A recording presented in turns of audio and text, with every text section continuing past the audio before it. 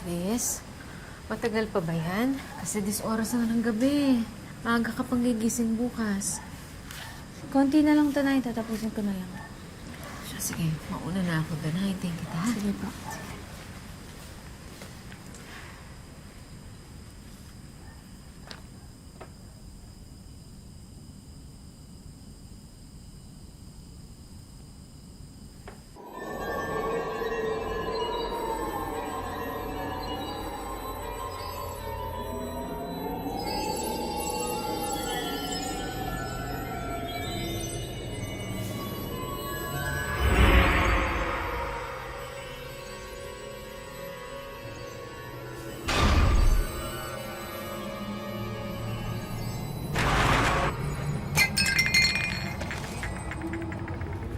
Nay!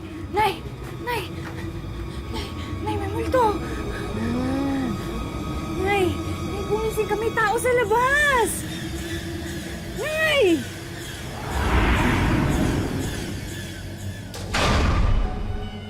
Sumama ka sa akin.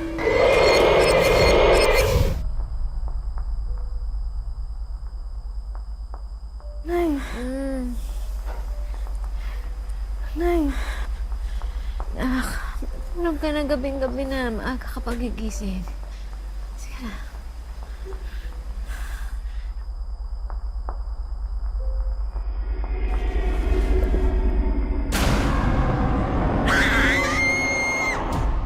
May mga bagay na sadyang mahirap ipaliwanag at paniwalaan. Ngunit para sa mga dumaraan sa ganitong pagsubok, ito'y isang kalbaryong mahirap labanan at makalimutan. Tampok po ngayong hapon ang kwento ng isang dalagang hindi lang kahirapan ang pilit niyang nilalabanan. Dahil may isa umanong misteryong elementong lubos na nagpapabigat daw sa kanilang buhay. Magatang hapon po mga kapuso, ito po ang wish ko lang. Makakain na kayo. Teka, Chris! Chris, tanghali na! Kain na! Teka. Anong oras ka ba nakatulog kagabi? Ang likot-likot mo sa kama? Pati ako napuyat. Sama kasi ng panaginip ko na eh. Nakakatakot, binangungot po ako. Ayan, kasi, imbis na pag-aaral na atupag mo, puro panonood na nakakatakot ginagawa mo. Pero Nay, para kasing totoo talaga eh. Ay, Diyos ko, anak, tumigil ka nga. Hindi ka na bata. Alam mo, ang katakutan mo, tao, hirap, tagutom. Hindi yung multo-multo na yan. Nay, yung baso ko pala. Bakit sa akin mo hinahanap? Diyos ko naman, anak, sa dinami-dami na ginagawa ko dito sa bahay, pati ba naman yun, hahanapin mo sa akin? Hindi ko alam. Nasaan? At ikaw naman, senyorito, baka naman gusto mong bilis-bilisan mo na dahil tanghali na, mamamasada ka pa. Ito na nga, sus! Halos hindi ko naman nalalain ko eh. Pati nga sa sarili mga kamay ko, hindi na ako nakatulog. Tapos, nakakawin na ako. So, ang dami-dami mo pang sinabi. Sa bilisan mo natin kasi...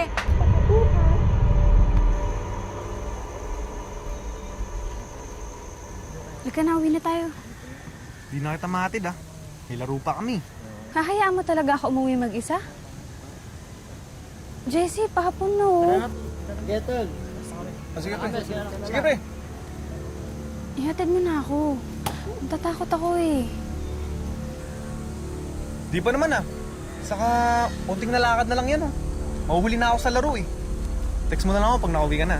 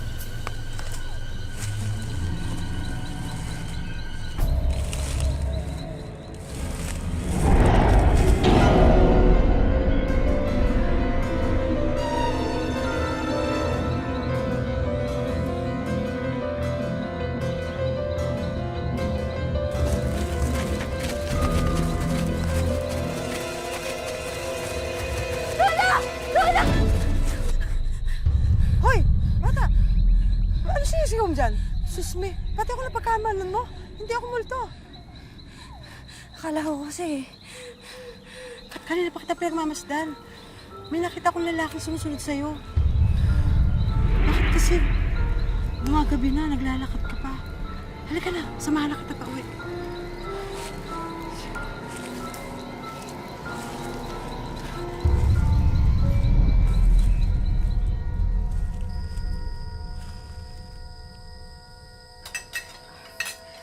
Chris, ano ba yung mga pinagsasabi mo? Alam mo, ang dami-dami na nating problema sa buhay. Yan pa talagang inaatupag mo?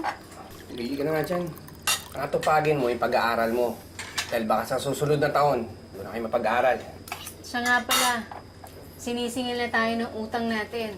Eh, di ko na rin din alam saan tayo makakakuha na ipambabayad natin doon. Sige, sige. Susubukan mo hanap ng iba pang pagkakakitaan. Eh, bukas nga pala, ha? Kailangan natin dalawin ng nanay dahil may sakit daw. Chris, kayo munang bahala dito, ha? Total, Sabado naman bukas, eh. Buong araw kaming mawawala. sige po. Yan, magpolvo ka para pagdating niya na nanay, presko ka. Yan. Ganda ng kapatid ko.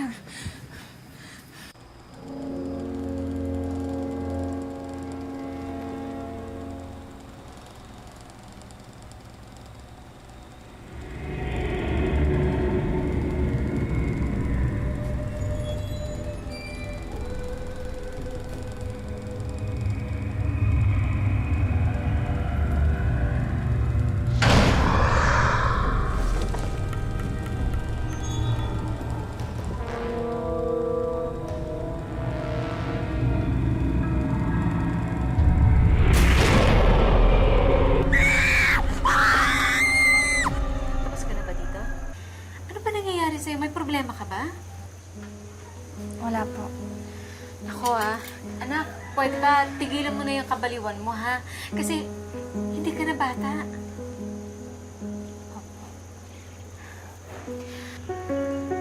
Diyos ko naman, ano ba naman to?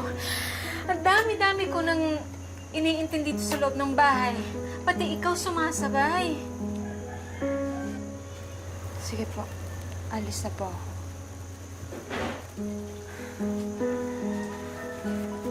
Mag-ingat ka, ha?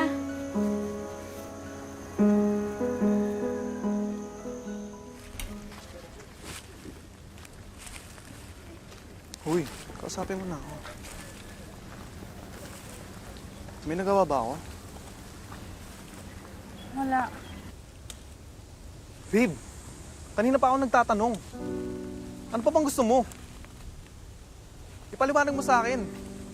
Malay mo, matulungan kita. Hindi yung ganitong papakiramdaman lang tayo. Paano kung ipapaliwanag sa'yo kung pati ako hindi ko naiintindihan? Kasi yung totoo, natatakot ako. Natatakot ako sa mga posible pang pwedeng mangyari. Ang kailangan ko lang sa'yo ngayon, intindihin mo ko. Unawain mo na lang yung sitwasyon ko.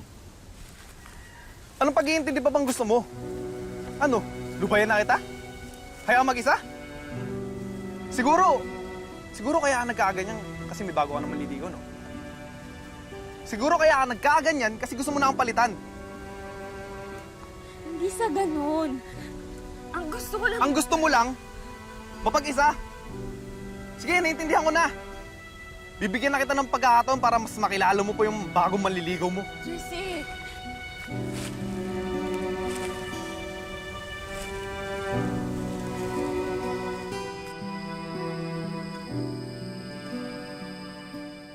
Chris? Chris? Bumangon ka na dyan. Chris, ano ba? Chris, may sakit ka ba? Wala po na. Masama lang po yung pakiramdam. Sandali lang. Kukuha lang ako ng gamot, ha? Nay. Nay, huwag mo kang ingat. Ano ba pinagsasabi mo? Kukuha lang ako ng gamot. Nay, parating na siya, Nay. Ay, nako. Dito ka muna. Kukuha lang ako ng gamot. Sandali, ha?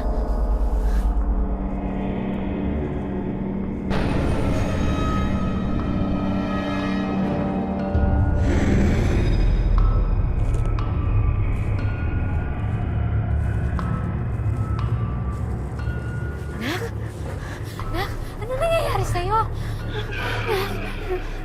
Don! Don, ano ba? Halika ka nga dito! Yung anak mo, hindi niniliri na, oh!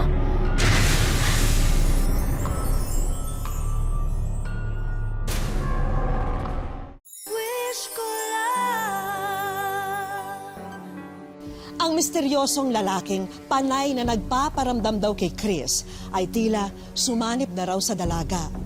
Ngunit ano nga ba talaga ang pakay nito sa kanya? Tunay na nga bang sinasaniban siya o sadyang may mabigat lang siyang pinagdaraanan?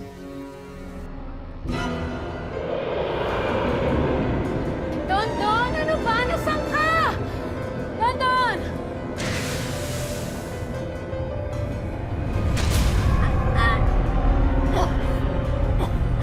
Anak! Ako! Oh, please! Ano nangyari sa'yo? Anak! Nanay mo yan, anak!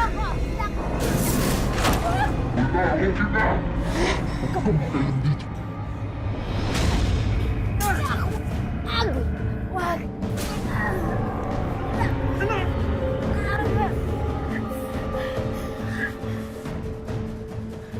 Nay?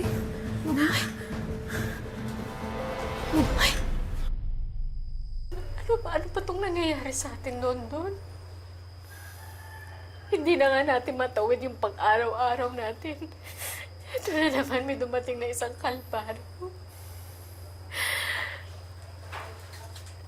Ano bang kasalanan natin? May ginawa ba tayong masama? Ang hindi ko maintindihan, bakit ganun na lang ang lakas niya? Para siyang sinapian ng demonyo. Don, hindi kaya sinapian ng anak natin? Kaya mo, bukas na bukas din, maghahanap ako ng makakatulong sa atin.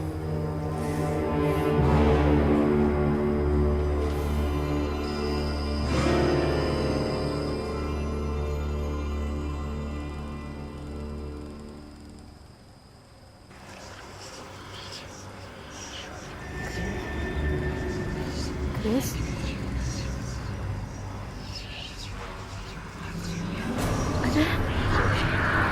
Ano ginagawa mo dyan?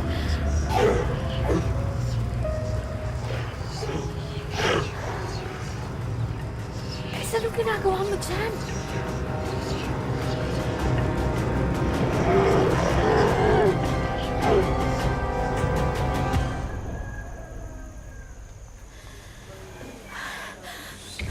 Don, kasama mo na siya? Nandito na si Nestor. Yung hila na pinakilala sa akin ng kaibigan ko. Nasaan po ang anak ninyo? Nandito pa. Halika. Pasok.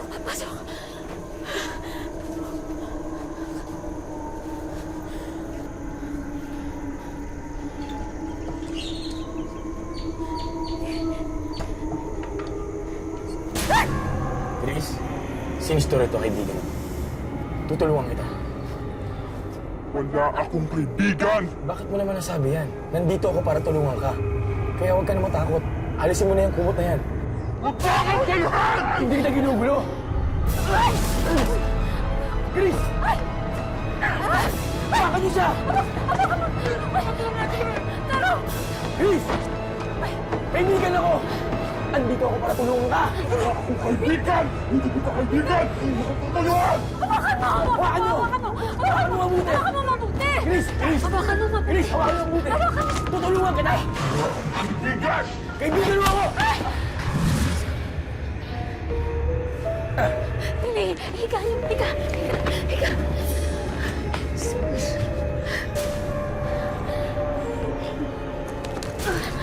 Iabot mo sa akin yan. Ikaw, masamang elemento. Hindi ka nararapat dito sa lupa. Umalis ka sa katawan ni Chris! Chris! Lumabas ka! Huwakan mo mabuti! Sa kaya makawala! Tulungan niyo ako, Nay! Huwag ka maniwala! Okay ka lang! Tulungan mo ako! Okay ka lang! Tulungan mo ako! Chris! Lumabas ka! Okay ka lang! Okay ka lang! Nay! Chris, lumabas ka! Umalis ka, masamang elemento! Pag hindi ka umalis, papahiyapan ka na lalo! Ayan! Ayan pa!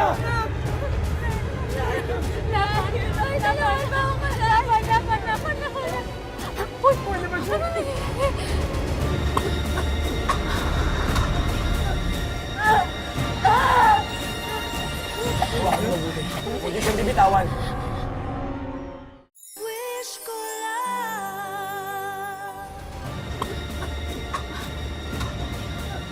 Huwag mo mabuti. Huwag niyo siyang bibitawan.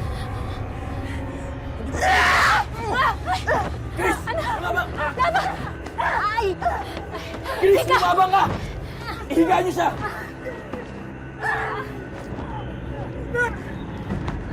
Chris!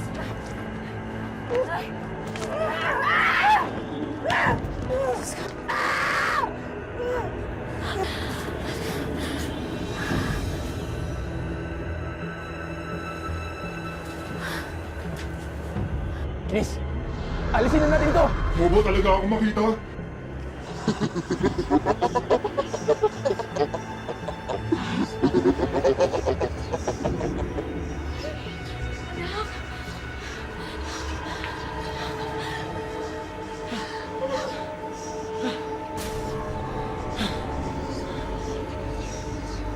Ilabas mo siya!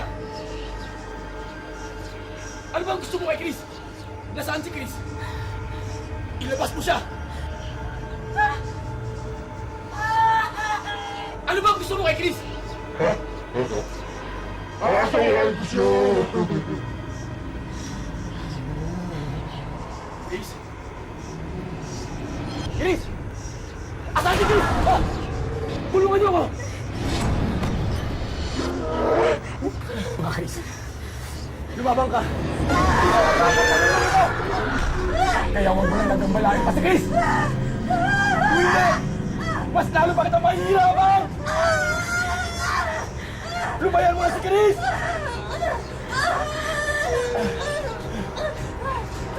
Umalis ka, Chris!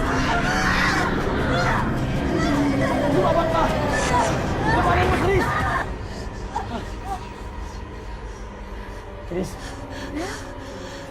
tulungan mo siya. Sige na. Itayin niyo po, hawakan niyo. Salamat sa Diyos. Nakabalik niya si Chris.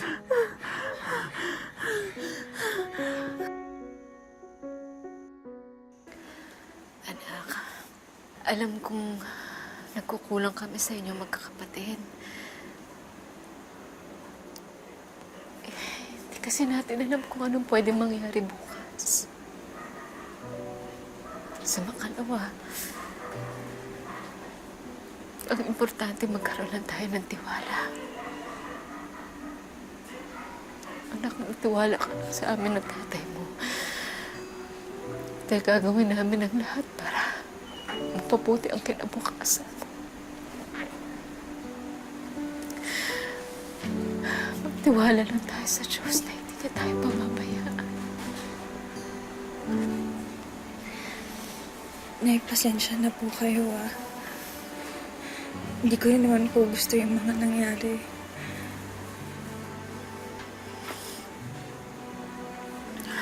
Anak, hindi ka dapat humingi ng tawad.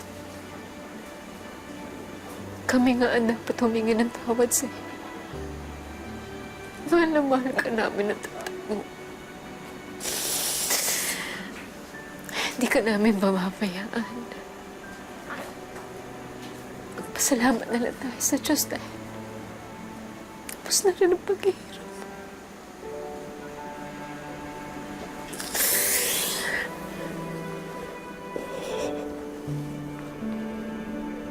Sa tulong ng isang paranormal healer, tuluyan na raw nilisan ng masamang elemento si Chris. Ngunit ang kalbaryong kanyang dinadala, tunay nga kayang nawala?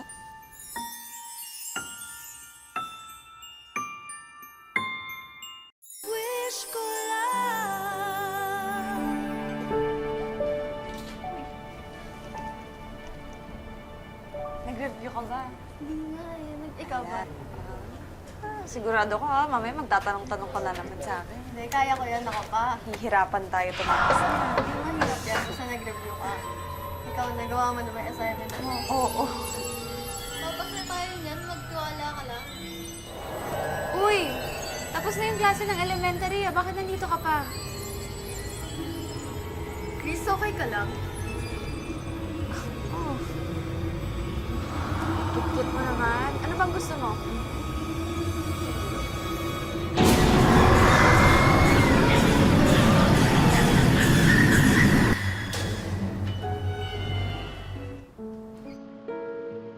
Personal naming binisita sa kanilang tahanan si Chris, hindi niya tunay na pangalan. Paglalahad ng dalaga, hindi raw naging madali ang kanyang pinagdaanan mula nang ilang beses di umano siyang masapian. Nung pagkatapos po nangyayari sa akin yun, parang bumukas na nga po yung third eye ko. Nakikita ko na po yung mga hindi nakikita ng iba. There are many reasons kung paano nabubukas yung tinatawag nating third eye. Third eye ang sabi nila, pero it's generally called the sixth sense. Nag-o-open yung kanyang chakra, nagko-connect siya sa ibang dimensions. Minsan nakakatakot din po. Kasi bigla mo na lang po silang makakasalubong. Minsan po tatakotin ka nila, gugulatin. Natatakot po, kaya lang hindi ko po alam. Kaya kung minsan po may time na nagtatanong ako, paano pa po ba kami mabubuhay ng normal, gaya ng dati? Sa ngayon, pinipilit ni Chris na gawin muling normal ang kanyang pamumuhay at tanggapin ang kanyang naging kapalaran. Isang payo rin ang kanyang iniwan para sa mga taong nasa kagaya niyang sitwasyon. Huwag po nilang pansinin, huwag po silang matakot. Tapos pagka naman po, humingi sa kanila ng tulong, kausapin na lang po nila para tigilan sila. Magdasal din po. Nitong February 2017 daw, nang huling sinaniban si Chris at sa tulong ng isang paranormal expert, lumayo na raw ang elementong nanggugulo sa kanya. Pero baka may iba pang paliwanag kung ano nga ba ang nangyari sa dalaga. Kaya dumulog po kami sa isang psychologist upang alamin kung may ibang pang dahilan sa ikinikilos noon ni Chris.